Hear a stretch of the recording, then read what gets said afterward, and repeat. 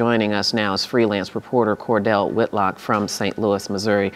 Cordell, I know you've been monitoring this all day. You have great sources on this, and this has been quite a roller coaster ride today about there's going to be an announcement, it's going to be an announcement of an announcement. What's the latest that you can tell us?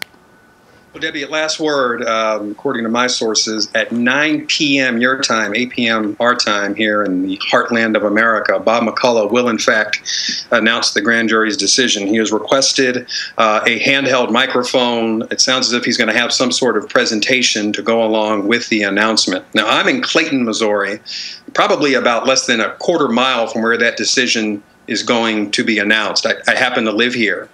Less than a block from my house is where the St. Louis County Tactical Unit is staging all of their equipment. So there are fire trucks down there, emergency vehicles, probably I'd say about 10 to 15 vehicles. And those officers, all of those resources will be there in case something does happen in downtown Clayton, which I mentioned is about a quarter mile from where I'm at right now. Businesses are boarded up. I took my daughter to the doctor today in Clayton around 3 o'clock. There was a traffic jam. That is unusual. Most people in Clayton, it's a mini financial center, get off at 5 o'clock. At 3 o'clock, soon after word came down that the decision was going to be announced today, people left town.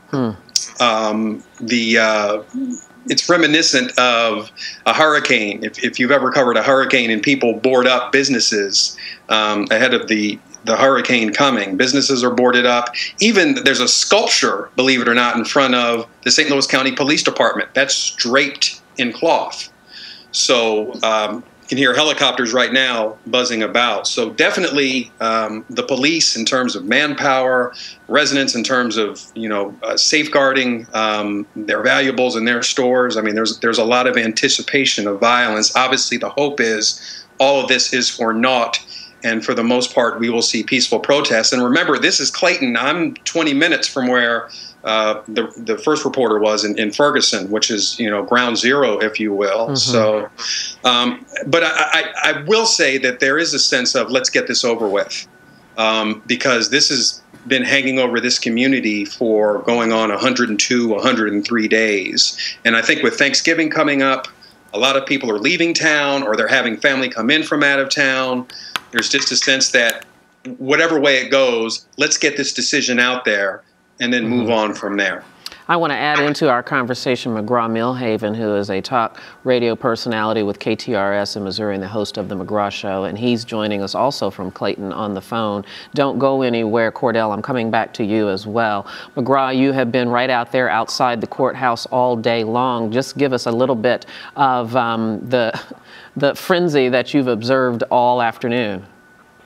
Yeah, to piggyback on what Cordell was saying, you walk through Clayton and you see one law firm boarded up, but then you see like the World News Daily that sells newspapers and cigarettes and bubble gum and candy and sodas and magazines. They're not covered up. And I went in there and I asked them why. And they said, because we believe in St. Louis. And then you go to the next building and you ask them why. And they said, because we believe in St. Louis. So there's this odd mix of people who are afraid and they put the plywood up, and then the other people are afraid, but they have faith in St. Louis. Big corporations like Centene have closed their offices for the rest of the week. With Thanksgiving coming up, a lot of businesses have closed down. So these protesters, if they're going to protest in Clayton, it's more or less they're going to have Clayton to themselves because basically Clayton has decided to shut down for the rest of the week. Cordell, let me ask you, have you been monitoring social media? I'm just wondering if there's been any efforts to organize whatever protesting that is being planned after the announcement has been made. I have not been privy to anything on social media with any of the organized protests. A lot of that stuff is done, I think, I wouldn't say secretly, but by word of mouth or by phone. But I'm just to piggyback on what McGraw said, and he's absolutely right. There's definitely a contingent of people here. Even in Ferguson, there was a burger bar, I believe it's called. That's the name of the business. They opened the day before the shooting, and they are one of the few businesses in that area that they are not boarded up. And when you go in and ask them, well, why aren't you boarded up? And the owner says, you know what, I believe in my town and I have faith. I believe in the Lord, and I think that everything will take care of itself. So In terms of the protests, I've heard all types of rumors, everything from there will be people coming armed with guns and with weapons. And there were a couple of men last week arrested in a sting operation trying to buy pipe bombs. And when they were asked what they were going to do with those bombs, they said they were going to throw them toward the police in Ferguson. So, you know, that's not innuendo. They definitely were going to do that. But let's hope that a lot of these rumors swirling around with people carrying assault rifles and you know, prepared for to do bodily harm. Let's hope that it's just that it's rumors, and you know, we won't see anything close to that. But in terms of social media, it's interesting when you talk about that, Debbie. Sometimes it inflames the situation. There was a protest in Clayton earlier this week, and I had people calling me, my daughter's therapist. Oh, listen, we heard that downtown Clayton is shut down. What are we going to do for therapy? It was 30 people peacefully protesting in the street. They had the police there to make sure that everybody was safe. They marched for about a quarter mile. They made some speeches, and they dispersed. And if you read social media, you would have thought that the entirety of Clayton was shut down and everyone was gripped with fear. And it certainly is not so. So you have to be careful when you talk about social media because everybody has access to it. And a lot of times it's not really what's going on. And we in the media also have to be careful to not inflame a situation unnecessarily. McGraw, let me pivot back over to you. Speaking of rumor, there have been rumors that I've only heard reported by the media, but not necessarily substantiated officially, and that is Darren Wilson was negotiating the terms of resignation. Have you, with any of your sources, heard anything like that, and can you confirm any of it?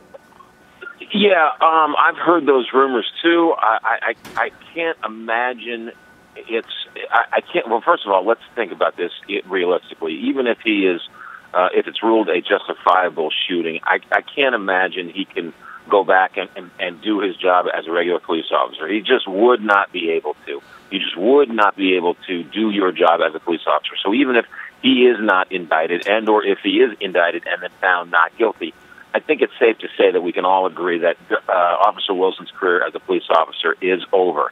So what does that mean? Does he resign now? Does he wait to resign afterwards? Rumors, innuendo, speculation. I don't think he does anything until he finds out if he's indicted, and then I don't think he does anything until he finds out if he is convicted or found not guilty. Okay, McGraw, Milhaven, Cordell Whitlock, you guys have both done great reporting for us. We thank you both, and we'll talk to you again soon. Always a pleasure. All right. Take care. Take care. Well, still to come on Arise America, we continue our coverage of the grand jury decision to be announced later this evening in the shooting of the unarmed black teen, Michael Brown Jr.